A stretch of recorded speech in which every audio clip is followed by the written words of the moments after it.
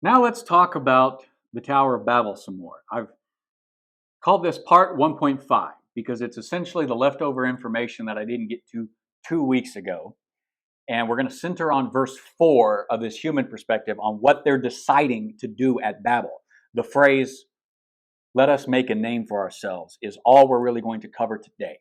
When we come back in 2 weeks, we're going to start with God's response to the people's decision.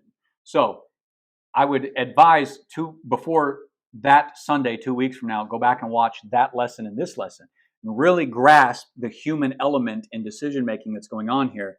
And you will more easily get the idea of, oh, that's why God did what he did in response to what humans are trying to do here. So we're going to focus on what's in a name today. But first, let's review from 2 weeks ago because it's been 2 weeks. The Tower of Babel story is usually inverted. It's usually told as if humans are trying to get to God on their own terms. They're trying to build a structure that will get them back into heaven, which is not an ancient Near Eastern idea at all. They didn't care about heaven. They knew it was the domain of the gods. They weren't trying to get there. So reading the story of the Tower of Babel that way is completely upside down, backwards, inverted. The story of Babel, understood in its ancient Near Eastern context, is not the stories of humans attempting to get to God. It's the stories of humans trying to bring the gods down to them in their human domain.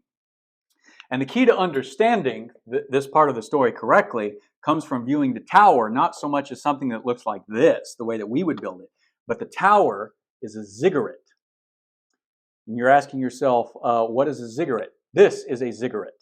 I remembered what it was. I couldn't think of it right after. So pretend you're saying cigarette and then change the C to a Z. You get ziggurat. It's a little bit different pronunciation, but it's easier to remember that way. So this is a ziggurat. This is a ziggurat. This is a ziggurat. This is a reconstructed one that they partially unearthed and partially reconstructed over in ancient Near East. This is one that I think is probably the most accurate because it's got the trees and stuff on it. Because of what a ziggurat was. A ziggurat is not a temple. It is a temple-adjacent structure. The ziggurat was a man-made garden mountain, which is why I refer to the picture with the trees as probably being a fairly accurate representation of one. A garden mountain designed to function alongside one or more temples surrounding them at the bottom.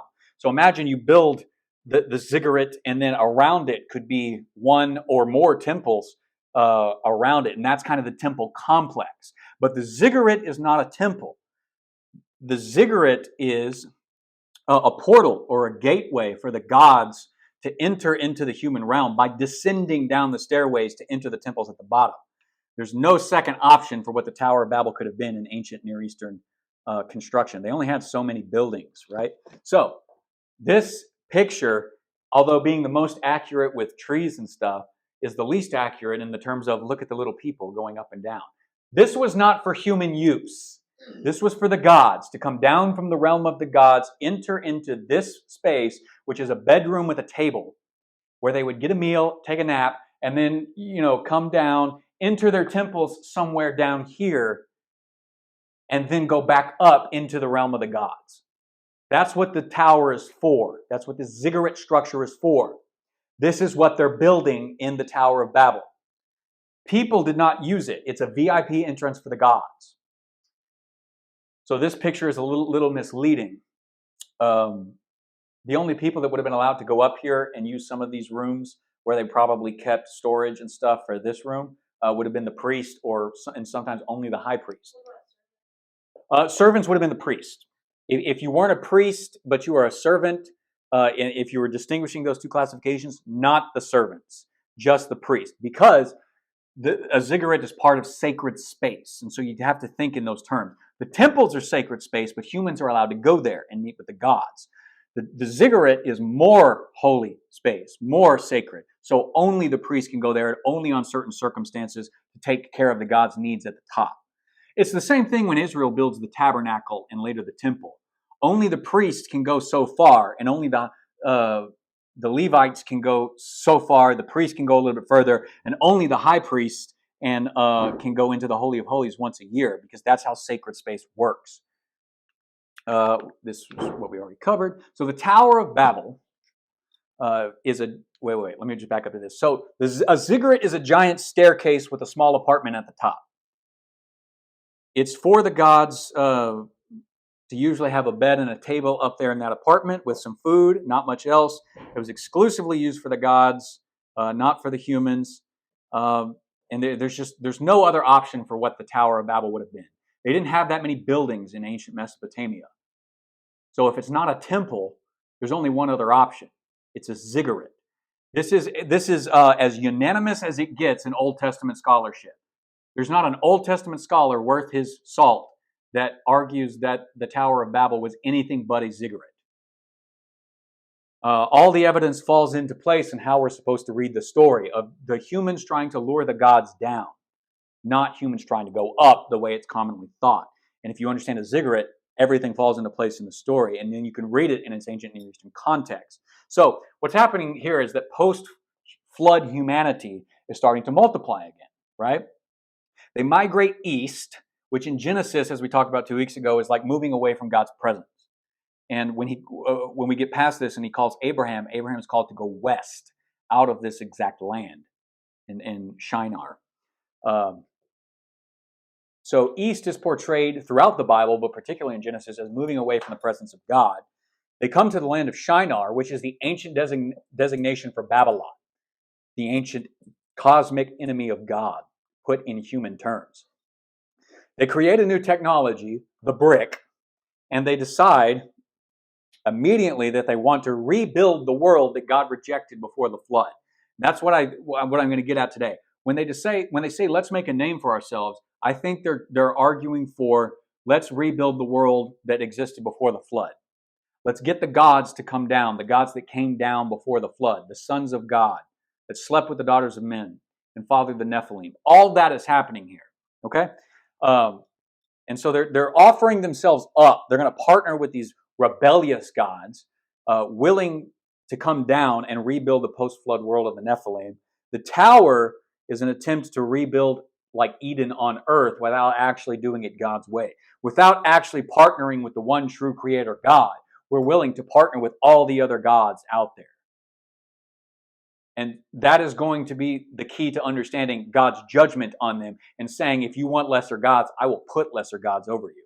That's what God is going to do in dispersing the nations. But we'll get there. So God's just not going to put up with this any longer. So the story of the Tower of Babel is the story of humans attempting to lure the gods down to receive their help in rebuilding the pre-flood world, thereby rejecting God's own designs for human and divine partnership on earth. And the judgment's going to flow out of that. So let's watch this video again just for... The God of the Bible wants to share authority with others. Oh, right. God shares his rule with human partners on earth. And so, in the same way, there's a parallel story of God sharing his authority to rule with spiritual partners. Yes, that is, until it all falls apart in a twin rebellion. So you have humans who want to rule on earth on their own terms. So they start building their own nation using their own definitions of good and evil. Yeah, the famous story of the building of Babylon. But check this out. When biblical authors like Moses or Isaiah looked back at the origins of Babylon, they saw more than just a human rebellion, but also a spiritual rebellion. What was this spiritual rebellion? Okay, so remember the concept of God's heavenly staff team, the divine council, or the sons of God. In the Hebrew scriptures, we're told that some of these rebelled too. When did that happen? Multiple times, actually. After the snake comes the rebellion of the sons of God in Genesis 6. We're told that they have sex with women who then give birth to violent warrior giants. Oh, right. The Nephilim. These are probably the strangest characters in the whole Bible. Well, strange from your point of view. But ancient readers knew exactly what was going on. The ancient kingdoms around Israel claimed to be founded and protected by giant warrior kings who were part human, part God, and filled with divine wisdom. Ah, I see. So the biblical authors are saying, hey, those warrior kings, they shouldn't be honored. Right. In this story, they're portrayed as human rebels who are captive to spiritual evil, spreading their violence in God's good world. Yeah, and one of those kings in Genesis 10 goes on to build the city of Babylon. Yes, Nimrod, whose name sounds like the Hebrew word for rebel. And his kingdom leads to the next rebellion, where humans exalt themselves in Babylon. But God scatters that rebellion. And when Moses in Deuteronomy looks back at that story, he says that's the moment when God handed over the nations to worship the rebel host of heaven, the gods of money, sex, and military power. Moses is the first one to call them demons, that is, lesser spiritual beings. They were members of the divine council who, like the humans, didn't want to represent God's authority anymore. They wanted to be God, and they rebelled. And so these created beings deceived humans into worshiping them instead of the Creator. And so Babylon becomes the biblical image for the combined human and spiritual rebellion.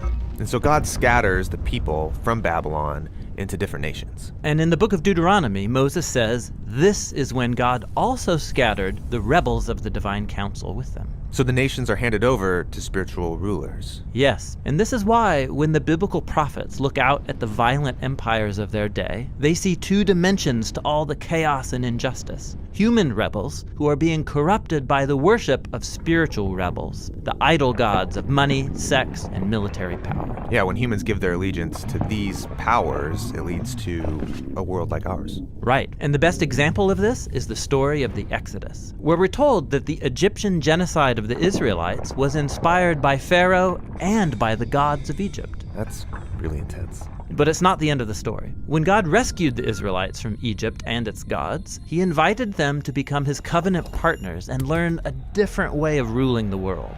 And they agree to it, but in the end they don't honor the partnership. They give their allegiance to other gods. And so this leads to their exile in Babylon, where they become slaves once again to a foreign nation and their spiritual rulers, awaiting a new exodus into freedom. And this is where the story of Jesus picks up. He said he was here to rescue the world and take it back from the rebels. Which rebels? The human ones or the spiritual ones? Exactly. For Jesus, it was all connected. When he marched into Jerusalem for Passover, he was announcing the ultimate exodus. He was there to confront and overcome all rebel powers and authorities, and he did it by giving up his life. So this is what the Apostle Paul meant when he said that Jesus disarmed the powers and authorities, triumphing over them by the cross. Yes, Jesus condemned our evil by allowing the rebels to unleash all their hate and evil on him. But then he overcame it with the power of his love and resurrection life. And then Jesus told his followers that all authority in heaven and earth now belongs to him. Now, the ultimate human and divine partner. This is really good news. Yeah, and it's why the apostles started inviting everyone to give their allegiance to the risen Jesus, to discover freedom and a new way to be human. Now, while Jesus gained a decisive victory over the rebel powers, he didn't destroy them. They're still around, causing problems. Yes, and in fact, they are the problem. The apostles said that humanity's real enemy is never another human. Rather, it's the spiritual powers that animate our cultural idols that inspire hatred, division, and violence. So when I see people hurting other people, behind it is the divine council gone rogue. How do you deal with this kind of enemy? Well, the Apostle Paul said we can resist by putting on the character traits of Jesus like armor, faithfulness, justice, and peace. And he said that our only weapon is the Word of God. That is, the biblical story of good news that Jesus has overcome all rebels with the divine power of his life and love. All right, so that's more than obviously what we're covering here today, but it gives you a good sense of the overall flow of the ancient Near Eastern thought about Babel. So now let's just read the 9 verses of the text, and verse 4 is all we're going to cover today. Now the whole world had one language and a common speech. As people moved eastward, they found a plain in Shinar and settled there. And they said to each other, "Come, let's make bricks and bake them thoroughly." They used brick instead of stone and tar for mortar. And they said, "Come, let us build ourselves a city with a tower that reaches to the heavens, so that we may make a name for ourselves. Otherwise, we will be scattered over the face of the whole earth." But the Lord came down to see the city and the tower the people were building. And the Lord said, if as one people speaking the same language they have begun to do this, then nothing they plan to do will be impossible for them. Come, let us go down and confuse their language so they will not understand each other. So the Lord scattered them from there over all the earth, and they stopped building the city. That is why it was called Babel, because there the Lord confused the language of the whole world. From there the Lord scattered them over the face of the whole earth. Now, we skip over so much of what's going on here in the background. We think that because we read it as them trying to get to heaven, we understand the story automatically. But they understood and perceived the world differently than we did. Their understanding is that heaven and earth are not two separate spaces. Heaven and earth overlap. They're meant to be in the same space. Sacred or holy space is the place where they overlap. And what the Bible is looking forward to is one day all of heaven and all of earth overlapping together. At the most fundamental level, we're supposed to realize that the story in these 9 verses, that humanity is unified in its desire to consciously build a kingdom by reaching out into the heavens to get the gods to come down to them, not trying to invade the God's space, trying to get the gods to invade human space. Humanity is communicating that they're willing to partner with the gods to build their own kingdom. And if you don't know what a ziggurat is, you won't pick up on that. They did. That's why they don't explain it. You can tell this in a Hebrew short story of 9 verses if you're a Hebrew and you understand all the backstory. We don't, which is why I'm spending so much time giving you the backstory so that you understand it at your age for the rest of your life. Then when you hear somebody who says the Tower of Babel was this or that, and they don't know what a ziggurat is, you either explain to them what a ziggurat is and put them right, or you fire them. They're too stupid to actually lead your churches. Humanity, the big secret thing of picking up on humanity's desire here is when they say, let's make a name for ourselves. Let's do this so that we make a name for ourselves. This idea connects us back to the previous rebellion of Genesis 6. It's telling us something that's going on in this final climactic rebellion. And let me remind you of one other thing. Good storytellers always bring their plot points together in a climactic head. What seems like a bunch of separate stories or stories that might not be going anywhere, to you are effectively woven together by good authors into a single unified story at the end, and it's hard to see it until you get to the ending. You have to remember, Genesis 1 through 11 is a single literary unit. It's a prologue written to pick up and tell you about the primordial world before Abraham was called to leave Ur. It's got all these signs in it, if you know how to pick up on them, that it's a much later addition to the book of Hebrew. It could not have been written before the exile, if later. And so Genesis 11, 1 through 9, the Tower of Babel, is the third and final climactic rebellion of humans and celestials against God, and it sets the stage for the rest of the Bible. The rest of the Old Testament and Jesus' work in the New Testament as this, and what Paul is going around preaching, the apostles are going around preaching, live in light of this worldview. And we have to get this right, or else we won't understand the Old Testament as well as we could. And so if we fail to connect the dots from this story to the previous stories that have come before, we'll fail to read the story as it's meant to be read. The third rebellion is building on the second rebellion. That's the point I'm trying to make. The author is taking previously woven plot points from Genesis 1 through 10, and he's subtly bringing them all together into his climactic end of the prologue. And the way that he's doing this in verse 4 is by using a literary device we call a callback. A callback is when something established earlier in a story is repeated later, usually in an abbreviated form, to remind the audience what was previously established and communicating it, even while building off of it. So it's like he's trying to say, remember what I already told you? I'm not repeating all that again. Just go back and remember as I use this word or phrase. Movies do this all the time, especially in comedies. Now, I couldn't think of a good example to save my life, and which sucks because I'm always thinking about stuff like this. And then when I finally need an example of it, I spent all week and couldn't come up with one. Because the time between Christmas and New Year's, I don't know what day it is most of the time. I lose all track of time, and my mind is not focused enough to come up with these things when I need them. So I couldn't actually think of a good example. A callback is a shorthand form of storytelling connection. It's usually left for the audience to pick up on without directly connecting the dots for them. In verse 4, when they say, let us make a name for ourselves, it's calling back to Genesis 6:4. That's where we're coming. What we cannot forget, and this is what I've already said, is that Genesis 1 through 11 is an entire literary unit. The stories are building on one another. We cannot forget the stories that have come before. The line in verse 4, that we may make a name for ourselves, is a callback to the pre-flood language of the men of renown in 6:4 about the Nephilim. Because that language, men of renown, literally means men of the name. When they're saying, let us make a name for ourselves, they're saying, let's become the men of the name. This is important. Because if you want to read the story the way the author is reading the story, you have to learn to pick up on these things. They're often obscured and lost in translation, but they're not impossible. So, in the previous Genesis narratives of the prologue, have the gods ever come down before and helped humanity build a civilization? If that's what they want in Genesis 11, ask yourselves, have they ever done it before? The answer is yes. One, it's exactly the way God is pictured as creating in Genesis 1 and 2. But ignore that for a second because they're not calling out to Yahweh. Have rebellious gods ever come down? The answer is yes. It's the entire background to the second rebellion in Genesis 6, verses 1 through 8. It's the entire sequence of events that led to the judgment of God in the flood.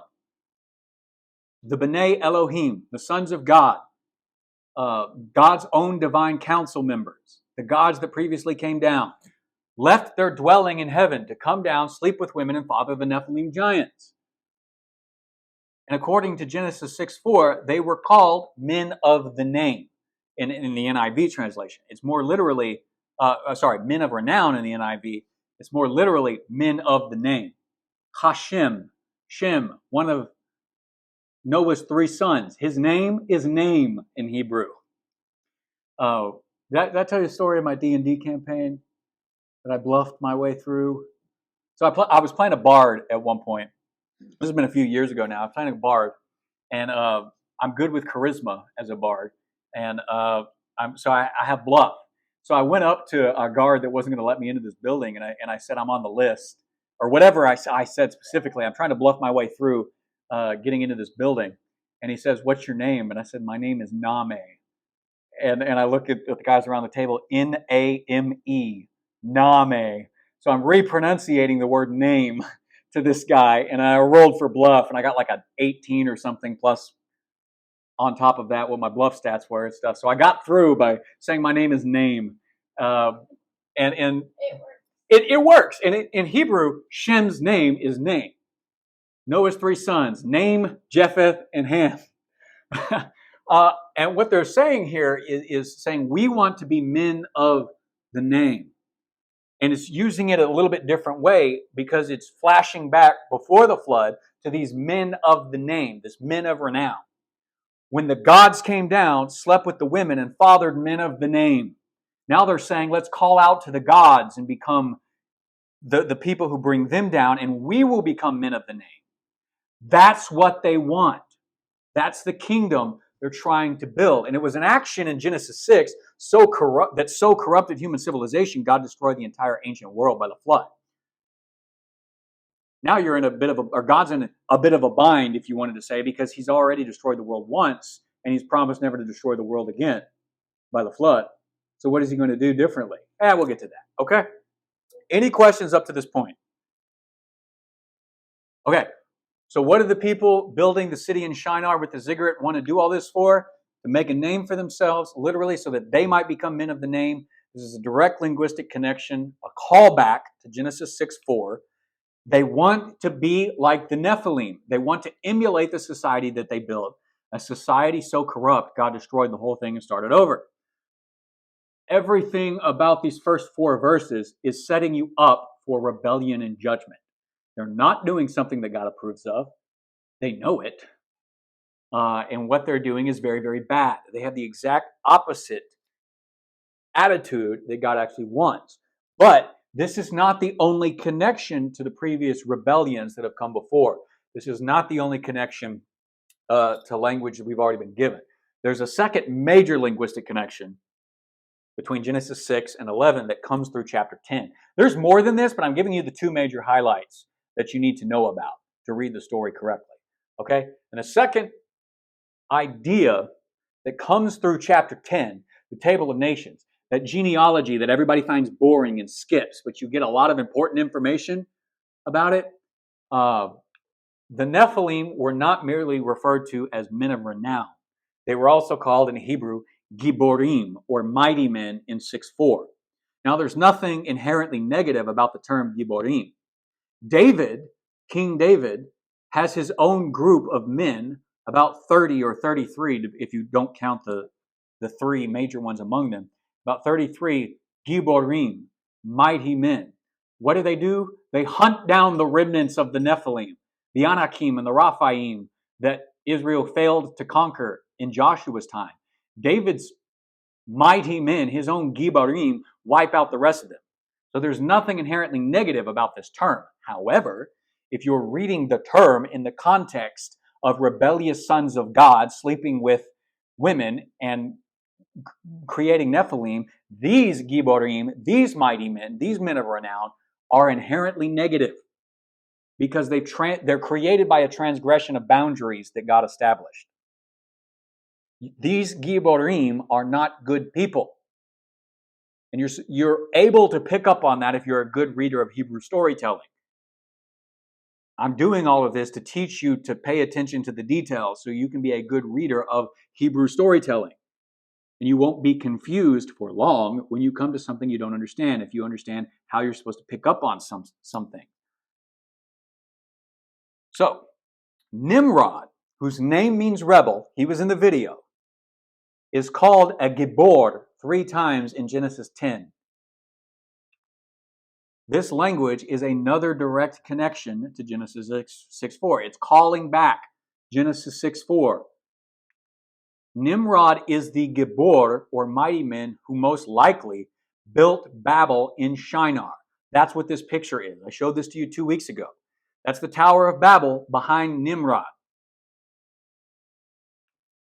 This is, therefore, reason to suggest, as many have done long before me, that Nimrod was a Nephilim offspring and the main instigator in building the Tower of Babel, thereby leading humanity to rebel against God and intentionally turning to other gods.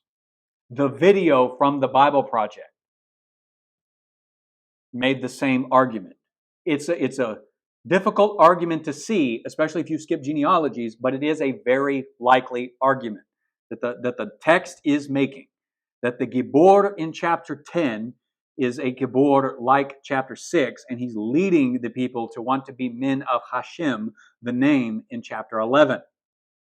You got to remember, there was no chapter and verse divisions in these ancient stories. So that's what it is. The rebel is a Gibor, a warrior whose face is, in English, before Yahweh. I think it's probably better to translate that in chapter 10, whose face is against Yahweh. Because that's what rebels are. They're people whose faces are against Yahweh. Same Hebrew word, though. So he builds his first kingdom across the region of Shinar, and then later after that, he moves to Assyria. Maybe that was after the scattering, the judgment. I don't know. That's harder to establish, but it is possible. Okay, what does all of this mean? It means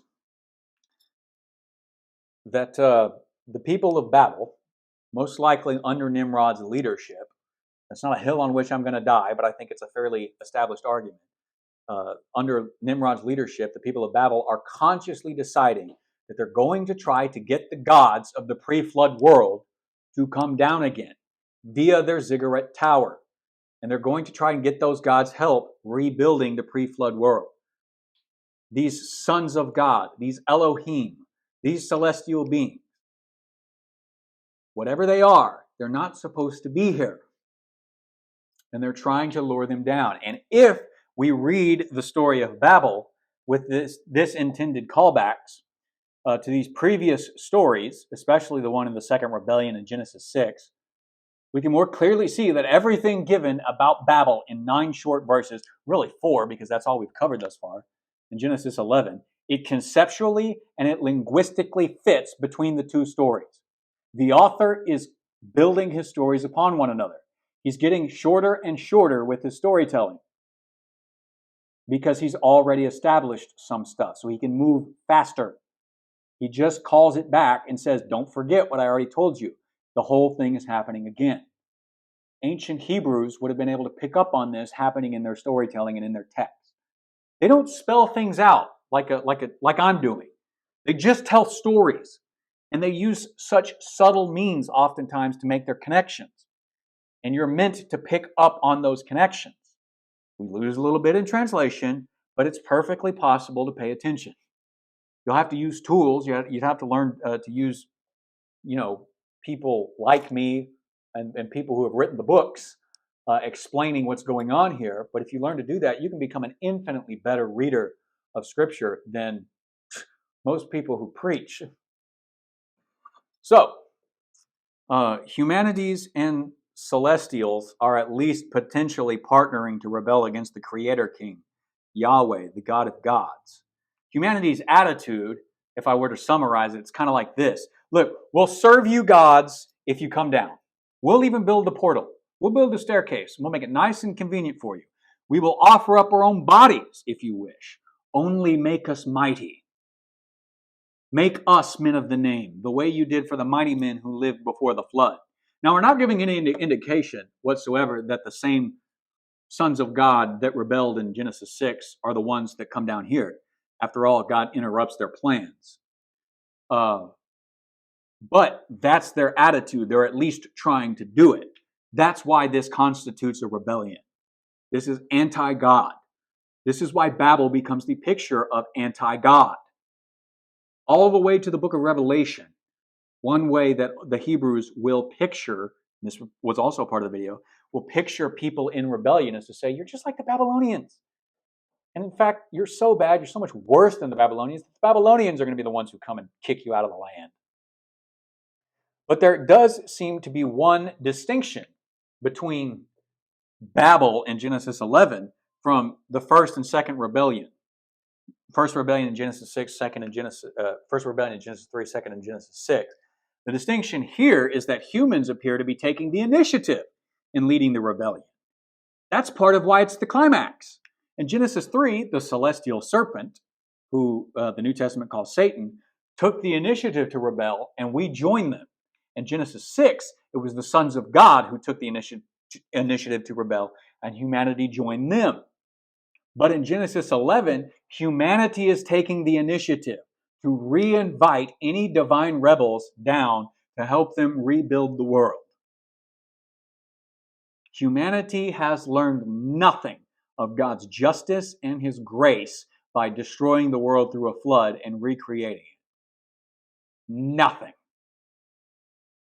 And they're just going the exact opposite way. So what does all this bring us to? These kinds of connections are not coincidental. This is how Hebrew storytelling works oftentimes. It can work other ways too. But you want to get really, really good at reading your English stories and picking up on how a good fiction writer tells you and leads you along the things he wants to tell you, or she wants to tell you and lead you along so that you come to the ending and the ideas that they want you to have. Now, the Bible is not a fictional story, but the storytelling functions just like all fictional literature. You expect that the writer has something in their head and they're trying to put it down on words on a page so that they can give you the words on a page in the story, so that from reading the words on a page through your eyes, it goes back up into your head.